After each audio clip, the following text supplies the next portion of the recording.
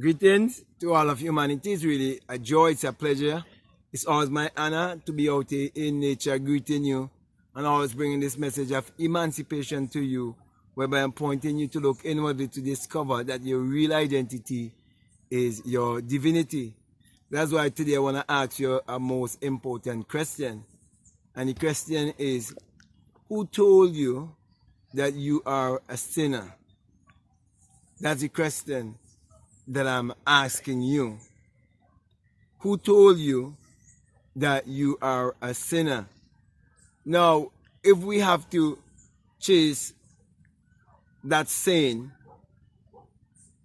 back to our parents, and they chase it back to their parents, and you go right back to our ancestors before slavery, you would realize that they never had such a rhetoric in their spirituality before slavery.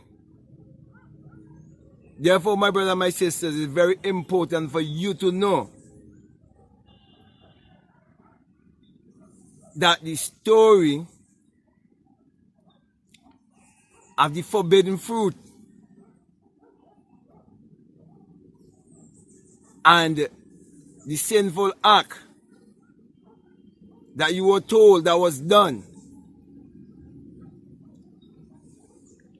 to cause you to born in sin, you have to realize that kind of story was plagiarized and borrowed from ancient Kemet. And you would realize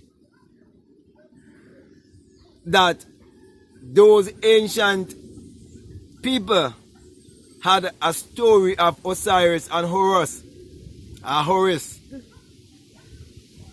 and the Egyptian resurrection.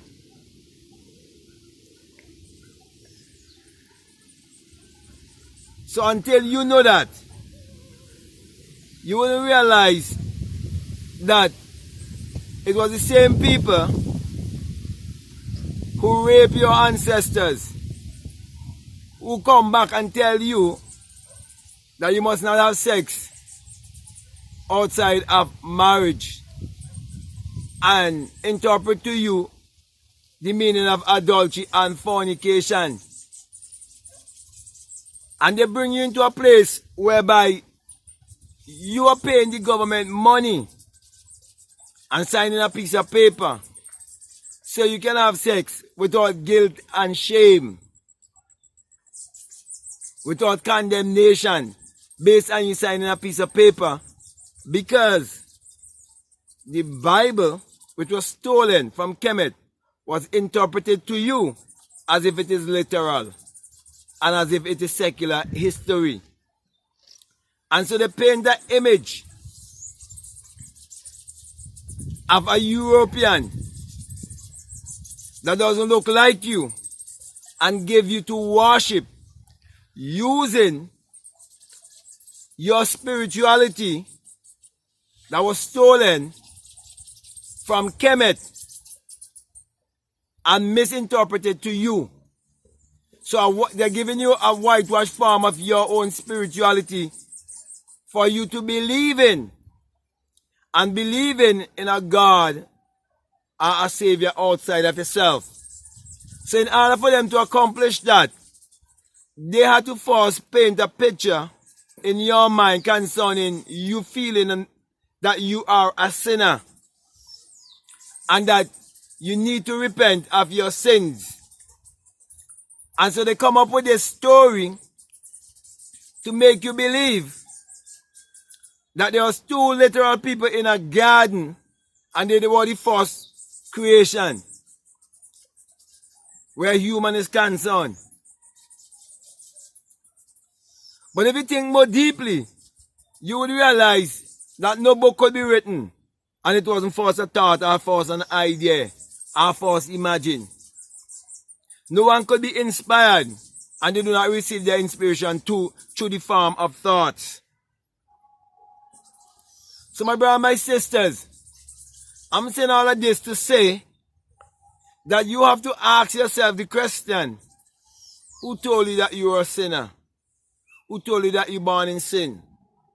Now when we look around, we see every one of us in this world, we were born in a state of amnesia, which is a state of forgetfulness. No one can tell you anything that they can remember when they were 1 day old, or 1 month old, or 6 months old, or 12 months old. They cannot remember because we're born in this state of forgetfulness. We're born in amnesia. So even those who give you the Bible to tell you that you're a sinner, they're too born in amnesia. Therefore, you're here to know who you are. You're here to discover who you are. And when you discover who you are, you realize that you are the Lord and Savior of your own self.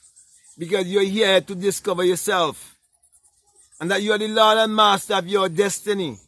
Because it is your own thoughts that is creating your reality and creating your personality. Therefore, it means you can create your reality consciously. And it also means that man is not the creature of circumstances, but the circumstances are the creatures of man. So man creates the circumstances. So it means you can change your circumstances. In other words, my brother, my sisters, it is only when you have a radical change of mind and you change your thinking that you would practice true repentance. Because repentance is a radical change of mind, a radical change of thinking. Because you have an understanding that it is your own thoughts that is creating the things around you, the things that you must face every day. So you realize that the battle has been fought in the mind.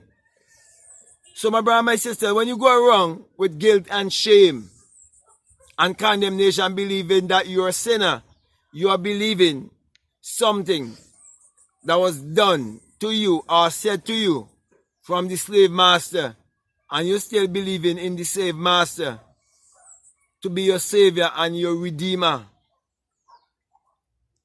So my brother, my sisters, it is time for you to get out of this kind of programming whereby they use Christianity and interpret the Bible to us as literal and as a secular history, for us to look outside of ourselves, for us not to believe in our own selves, for us not to know the power of self-knowledge, and for us not to practice the teachings of our ancestors, where they would have left the message to us to remind us that, man, know thyself, we are to know who we are. So my brother, my sister, this is just a word of encouragement to you, to help you to take back your power. And instead of you declaring that you are a sinner, you are to declare that you are the Savior. You are the Redeemer. You are the Provider. You are the Healer.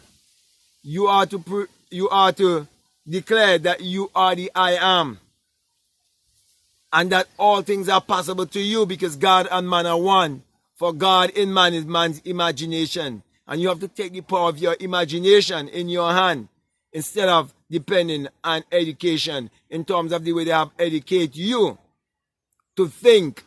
And you must learn to think for yourself and do things based on your own choice of understanding how the mind works and how the laws that governs the universe works and governs, and those same laws that governs humanity, and you walk according to those laws because you understand the law of consciousness.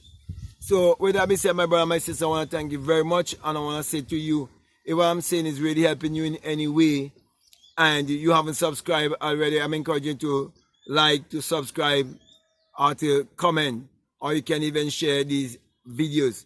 But just before I leave you, I just want to say that this message that I bring to you, as usual, it is the single eye, yes, the single eye message of self-realization, of which Matthew 6:22 says that if your eye be single, your whole body will be full of light. My brother, my sister, when you realize that the Bible addresses the human mind and must be interpreted psychologically, you will realize that everything is taking place inwardly. And when you have that experience of that single eye awake within you, you would experience a great and mighty shaking, and you would hear that unearthly wind, and you would ascend like a fiery being, and you would come out of your skull and understand the resurrection, and you would also understand the virgin birth, And then you will know that the greatest lie that have been ever fed to humanity is the Jesus and Mary story that was interpreted to you as literal and as secular history. And so, with this great experience, you'll also realize that it is the rising of the S-U-N in a S-O-N, and that it is the dawning of a new day in your life. For truly the sun, as in the S-U-N, parallels the human imagination parallels the sun. For without the sun, there is no life and there is no light. And without the human imagination, there isn't anything made that was made. And you're told in Psalms 84:11 that the Lord thy God is a sun and a shield, and no good thing will withhold from you. Truly, common sense will teach you that the sun has never withheld any good thing from humanity. For the sun is what powers all of humanity and gives all of humanity its energy. Then in Malachi chapter 4 verses 2, you're told also that the sun of righteousness shall arise in you with healing in his wings. So you know righteousness is being discovered when you discover the sun in you, the light in you, that life in you.